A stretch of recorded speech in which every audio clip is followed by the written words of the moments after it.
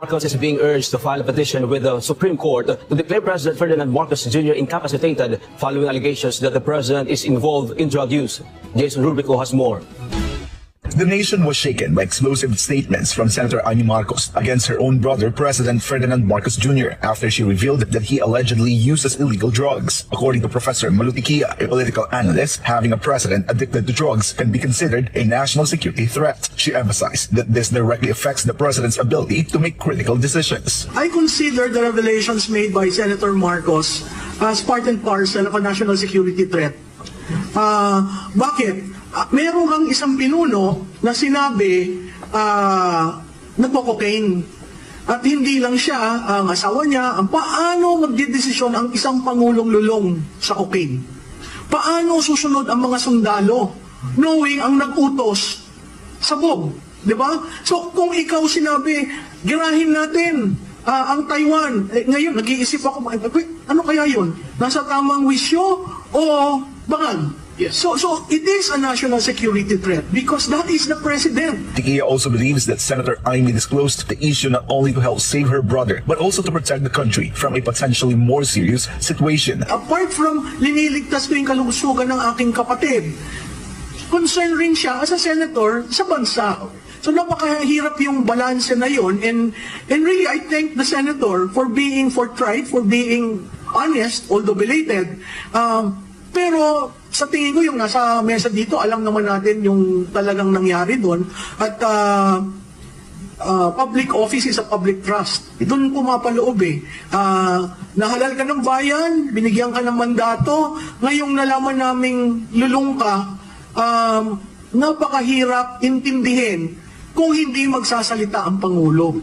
At kung hindi mag-hair follicle test. Meanwhile, Dr. Richard Mata, a medical practitioner, further explained the dangerous effects of drug addiction, particularly to cocaine. It's very, very dangerous.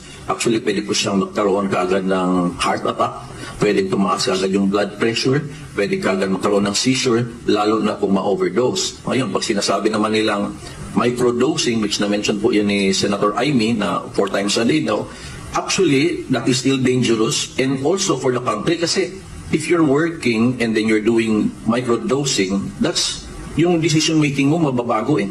Totoo po yung sinabi ni FPRRD na nagsishrink po yung utak. Ibig sabihin, maging mahina na po yung comprehension mo, decision making, at you can be easily manipulated. Attorney Raul Lambino, PDP Laban, also pointed out that the issue brings significant embarrassment to the international community, especially if the allegation is directed at a sitting president.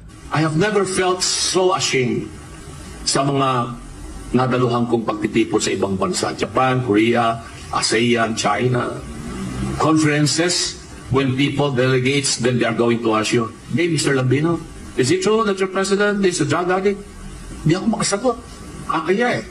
But this time, pag tinanong ako ng isang foreigner, well, according to the sister, was personal knowledge of the presidents and the members of the first family and some high-ranking officials of government who are there, incumbent they are, working with him, are also involved in this illegal use of drugs.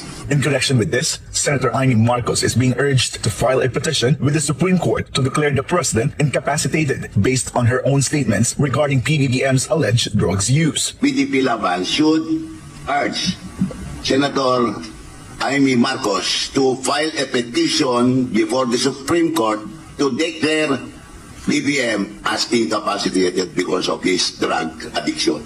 Yun ang ano. And I told her to prepare the petition, and then we will ask the senator to file the petition upon the support of PDP Laban. Talagang that's the best way, the easiest way to declare. Kasi wag na kayong mag-isip, wag na kayong managinip na magde-declare siya ng incapacity niya sa sarili niya. She will never do that. According to the 1987 Constitution, a president can be considered incapacitated when he is no longer able to perform his duties due to a physical or mental condition. In such a situation, the vice president temporarily assumes the role of acting president. It is within the cabinet's authority to declare the president incapacitated if he is no longer able to act or make decisions for the country.